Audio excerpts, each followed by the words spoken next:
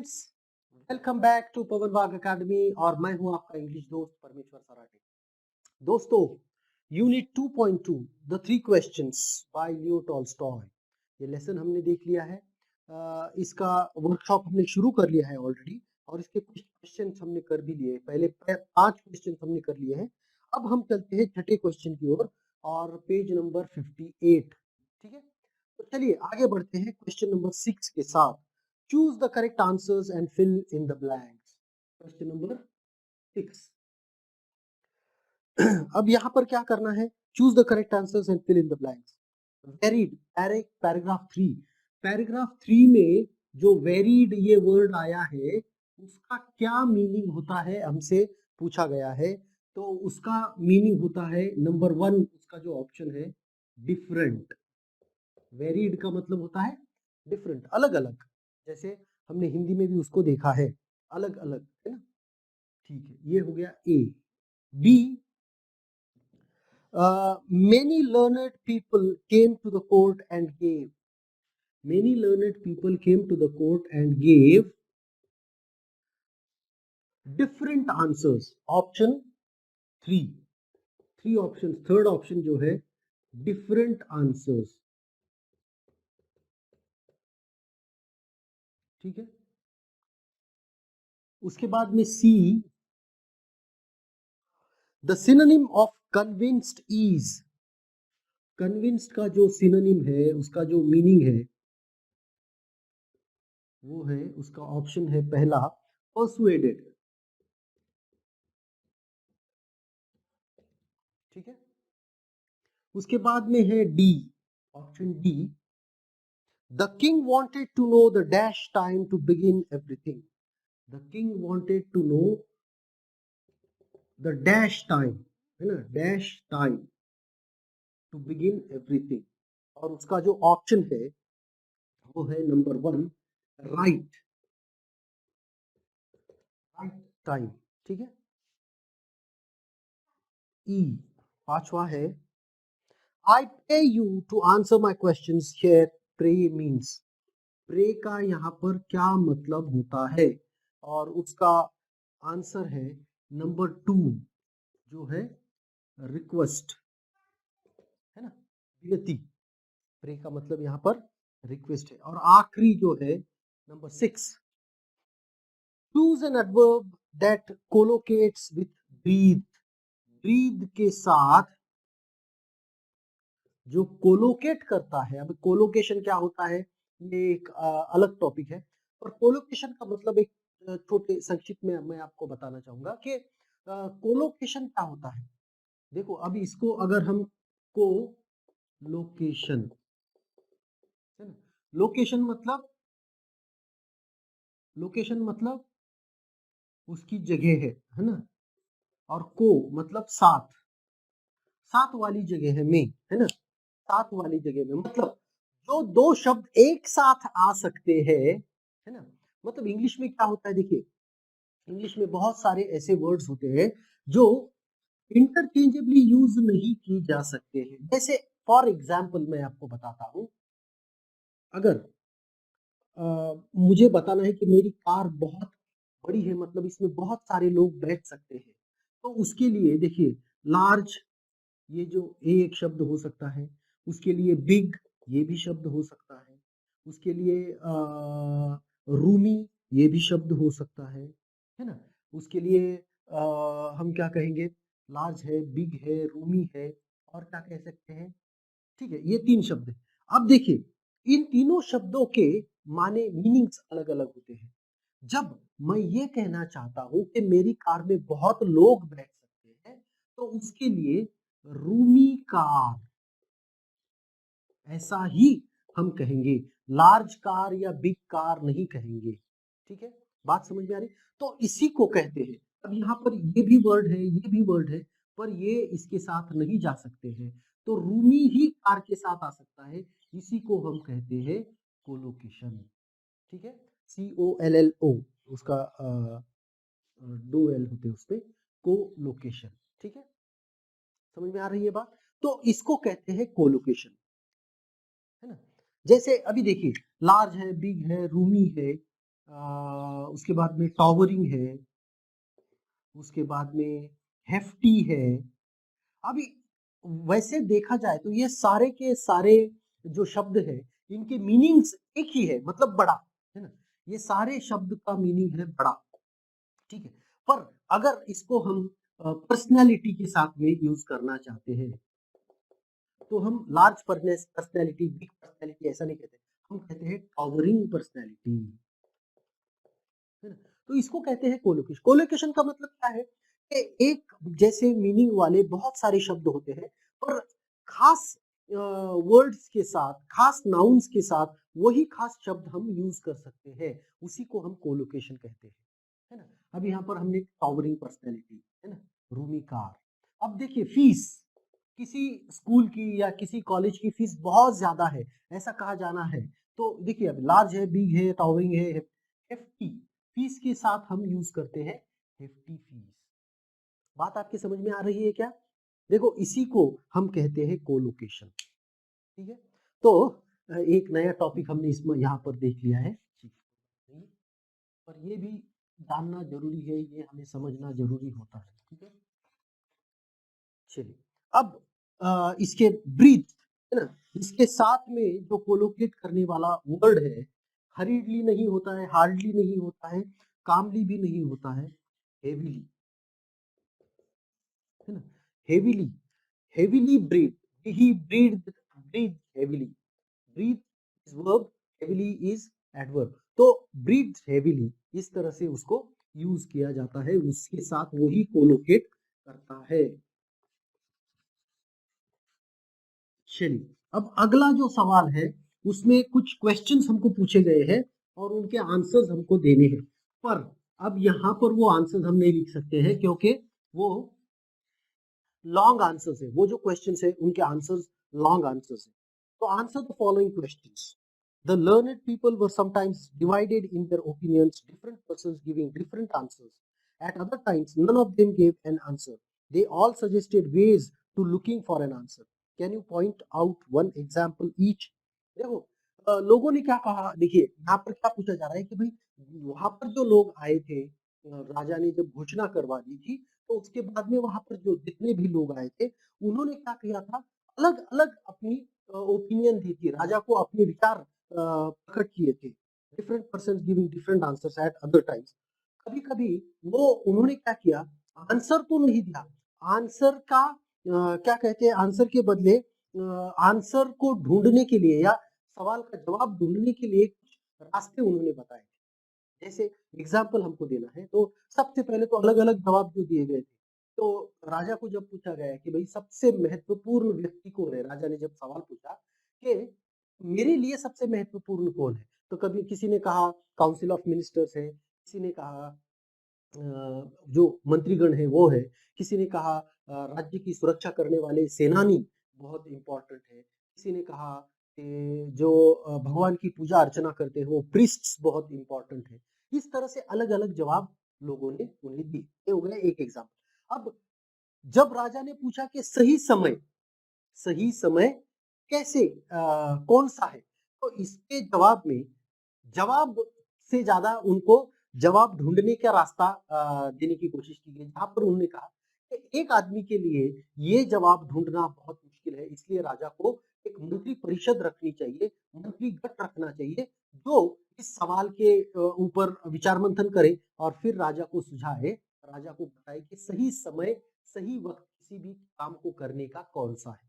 तो यहाँ पर उन्होंने जवाब नहीं दिया, यहाँ पर उन्होंने जवाब ढूंढने के लिए एक सुझाव दे दिया, ठीक है।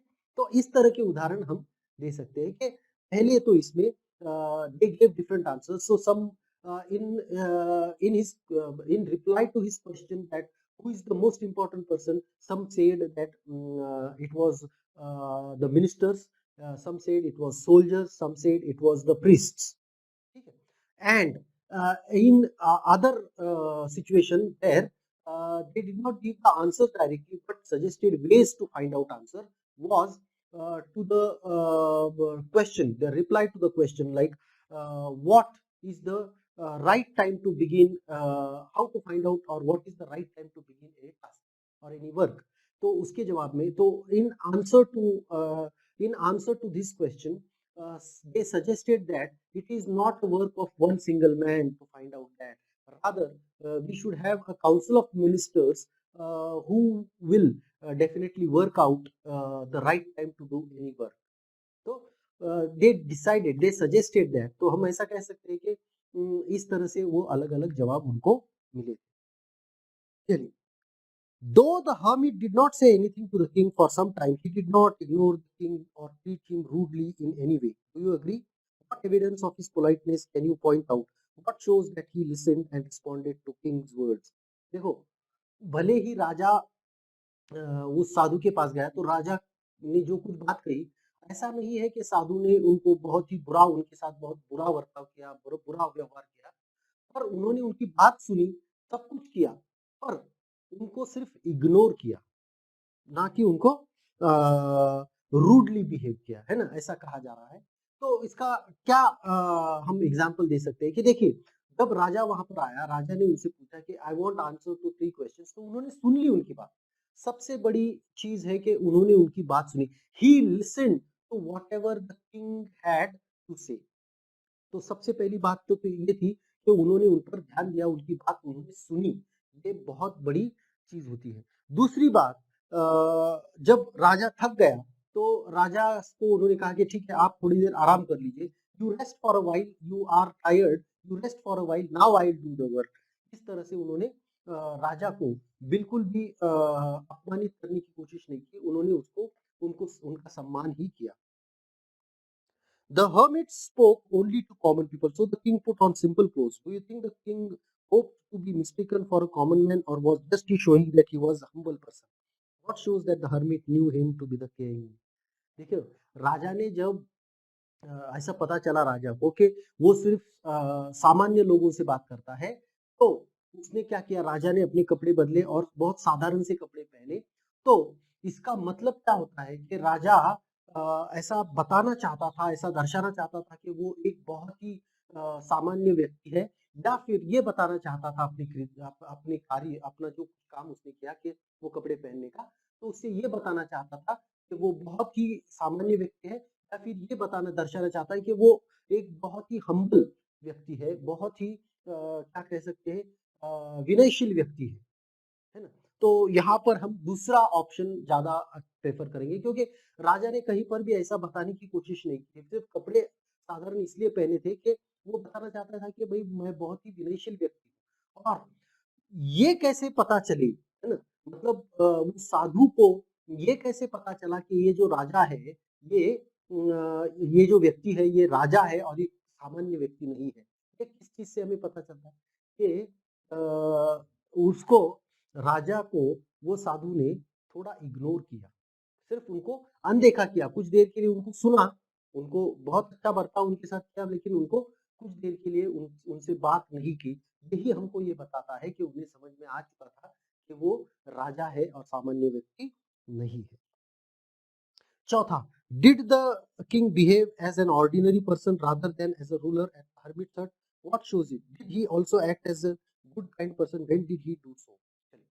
क्या राजा ने वहां पर जाकर के एक राजा की तरह बर्ताव किया या एक सामान्य व्यक्ति की तरह बर्ताव किया? मैं तो ये समझता हूँ कि उन्होंने सामान्य व्यक्ति की तरह बर्ताव किया। क्यों?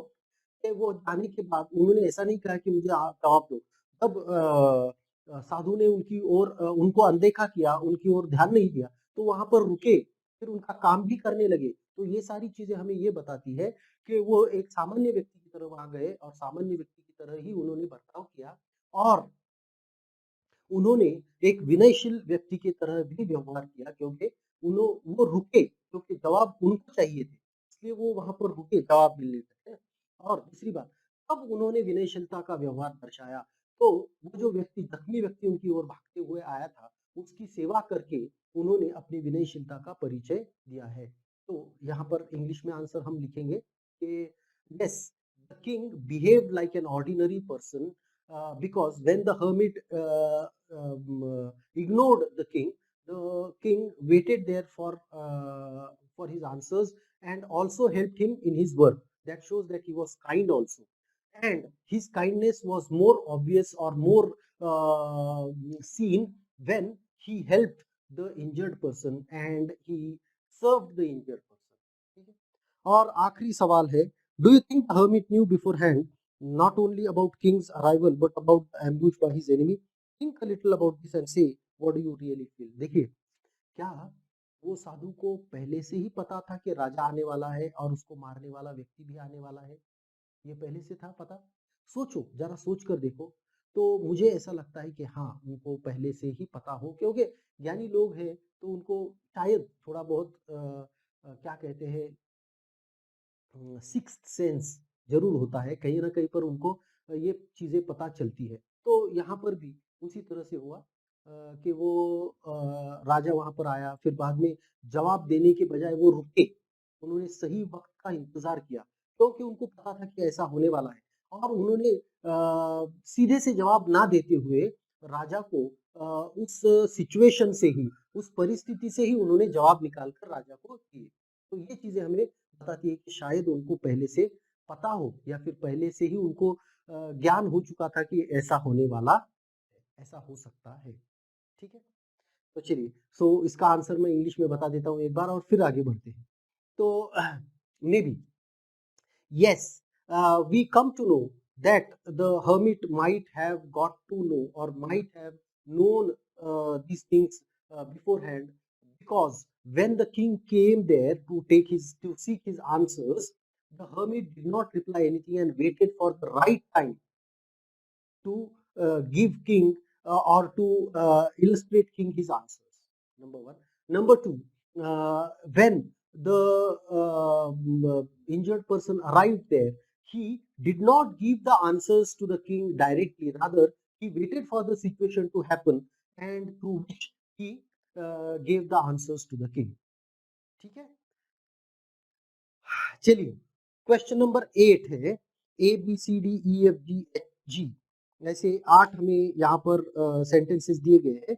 तो जिस तरह से consider this list of different things that happened and rearrange them in order of the time, that is what happened first, what happened next and so on. Read the related paragraph again and if you are uncertain. ठीक है, अभी इसमें मैं sentences के सिर्फ type numbers लिखता हूँ, ABCD letters लिखता हूँ, EF और G। ठीक है, अभी इनको हमको 1 2 3 4 5 6 7 ऐसे क्रम में लगाना है। ठीक है, तो सबसे पहले क्या आएगा, the king went alone to see the hermit, B है number 1। The king went alone, राजा अकेला ही उस साधु के पास मिलने के लिए गया। The king spent the night at the hermit's house. B है दूसरा, कि उन्होंने पूरा दिन पूरी रात वहीं पर बिता दी, पूरा दिन वहां पर बिता दिया, ऐसा एक्चुअली होना चाहिए था वो। The king executed the bearded man's brother, third का C है ना। तो उन्होंने, अब देखिए इसको क्या है, भले ही घटना कभी भी घटी हो, पर वो इस लेसन में, इस कहानी में किस क्रम में आ रही है उसके हिसाब से हमको यहाँ क्रम देना है, और ना कि घटना कब घटी। वैसे देखा जाए तो फिर the king has executed the bearded man's son ये सबसे पहले आना चाहिए, पर ऐसा नहीं है, क्योंकि लेसन में वो कब आ रहा है ये हमारे लिए ज्यादा इम्पोर्टेंट है। ठीक है, चौथा है the bearded man resolved to kill the king, और जब उसके भाई को राजा ने क्या कहा, उसको सजा दी, तो उसने ऐसी ठान लिया था कि मैं राजा का वध करूंगा, राजा को मार दूंगा। पर the bearded man laid an ambush to kill the king, और उसने राजा को मारने के लिए वो झाड़ियों में छुपा भी था। ठीक है, the bearded man came out of an ambush, वो ambush से बाहर आया और राजा के लोगों ने उसे पहचान कर उसे जख्मी कर दिया। King's bodyguards recognized and wounded the bearded man। ठीक है, तो इस तरह से ये क्रम हमको लगाना है, किस क्रम से वो इस लेसन में, इस कहानी में आए हैं, उस हिसाब से। चलिए, अब बढ़ते हैं आगे अगले सवाल की ओर, और अगला जो सवाल है वो है, read the story in your own language, summarise the following aspects of the story in 4 to 5 lines each in your own language, write it in your notebook. King's problems, 4 से 5 लाइन में हमें लिखना है कि किंग के क्या problem है। King का प्रॉब्लम क्या था? The problem of the king was that he wanted to seek answers to what he felt were three most important questions that could help him lead a very successful life. And what were those three questions? And the three questions were: number one, what was the right time to begin any task or any work? Secondly, who were the important people for him, and who should he listen to and who should he ignore? And the third and the most important question was, what was the most important task for the king? ठीक है, तो इस तरह से हम उसको लिख सकते हैं कि किंग का प्रॉब्लम क्या था. And the problem with him was, though he called all the learned people and all the learned people came there, though he announced a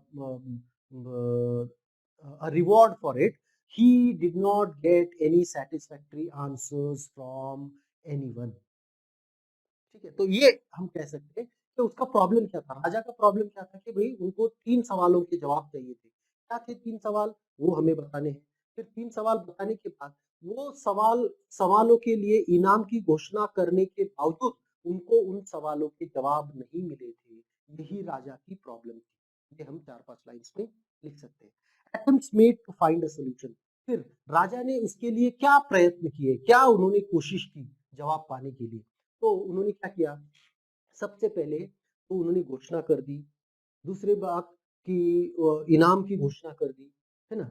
उन्होंने घोषणा कर दी कि मुझे जवाब चाहिए. उन्होंने ये भी कहा कि भाई मैं इनाम दूंगा. फिर उसके बाद में वो जवाब, जब उन्होंने उनको संतुष्टि नहीं हुई जवाब से लोगों के, तो वो साधु के पास गए और आखिरकार उन्होंने साधु से वो जवाब मिल ही गए. ठीक है, तो the king tried at his level best to get the answers to his questions. Firstly, he announced it to the general public of the kingdom and told them that those who will give the satisfactory answers to his questions will definitely be rewarded, and the reward would be very, very high.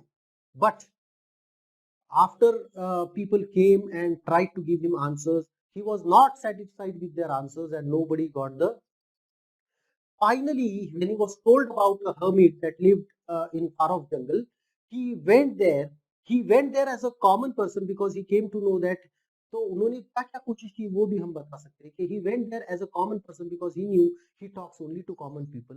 He waited there for one whole day and one whole night, and the next day he got his answers and he was satisfied with the answers. So he tried very hard to get answers to his question. Climax क्या है? Climax है he goes to the hermit. Climax क्या है इस lesson का? कि राजा का साधु के पास जाना ही क्लाइमैक्स है. He goes to the hermit and then there not only he gets answers to his questions but also he turns one of his enemies into his friends. So this is the climax of the story. Solution, what is the solution? He gets answers to his questions. आखिर में situation के indirectly क्यों न हो, राजा ने उनके सवालों के जवाब देकर के उनको पूरी तरह से संतुष्ट कर दिया था. और आखिर में इससे मैसेज क्या मिलता है? इससे हमें यह मैसेज मिलता है कि सबसे पहले तो जो वक्त है now is the right time. The person you are with right now is the only person you should pay attention to, and the task, most important task is to do good to the person who you are with now, right now is the most important task. ठीक है, मतलब जो वक्त है वो सही वक्त है. अभी जो आपके साथ व्यक्ति है वही आपके लिए सबसे इम्पोर्टेंट है, और जो व्यक्ति आपके साथ अभी है उनके लिए कुछ अच्छा करना, उनकी मदद करना, यही आपका सबसे महत्वपूर्ण कार्य होता है. ऐसा हमें इससे सीख मिलती है. चलिए 10th क्वेश्चन नंबर की ओर हम बढ़ते हैं, और 10th में जम्बल्ड अप वर्ड्स है, जिनसे जम्बल्ड अप लेटर्स है, सॉरी, उनमें से हमको जम्बल्ड अप लेटर्स में से एक मीनिंगफुल वर्ड हमको तैयार करना है. AREETUKDN, AREETUKDN. ठीक है, तो इसको हम कर सकते हैं UNDER, अंडरटेक. ठीक है, TAKE, अंडरटेक. ठीक है, चलिए अब आगे बढ़ते हैं दूसरे की ओर. दूसरा है YONNAE, YN YONN YONNAE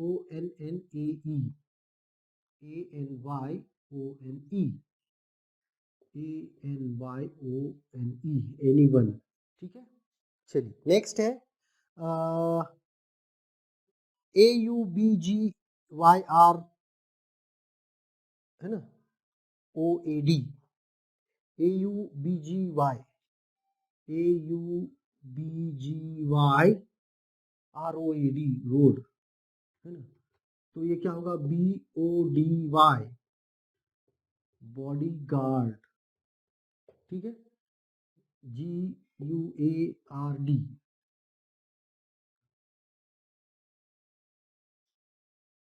D अलग है क्या एक?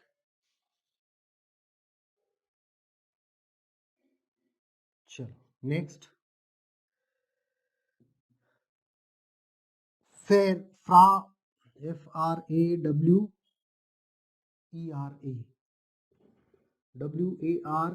WARFARE, warfare. चलिए नेक्स्ट है HEEDARF, HEEDARF ONB,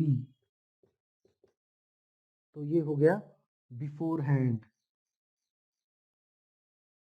है ना, BEFOREHAND, ठीक है, बिफोर हैंड। उसके बाद में hale new warm, hale new warm, hale new warm, WAM, ठीक है। तो ये हो गया मीनवाइल, ठीक है। और लास्ट है NEVHIGRETY,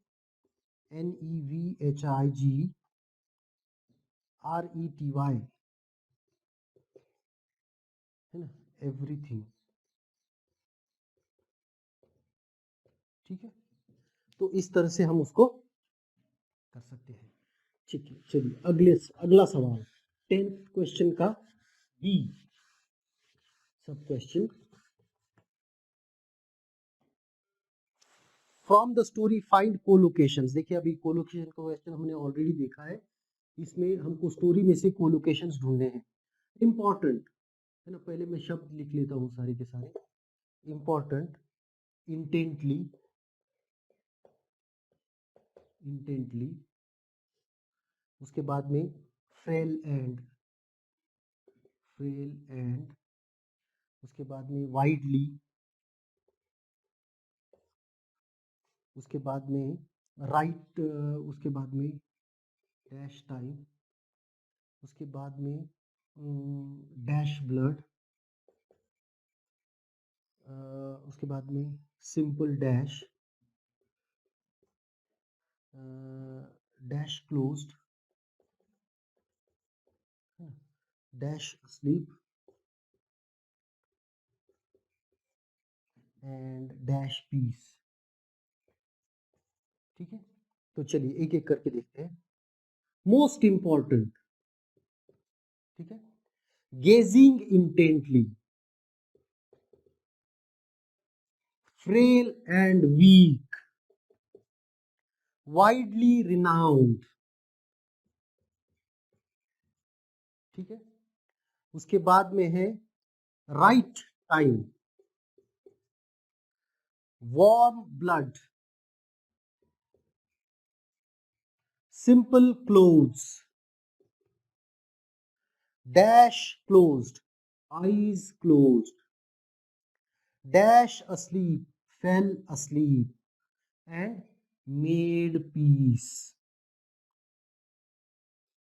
The king was very happy that he had made peace with his enemy so easily.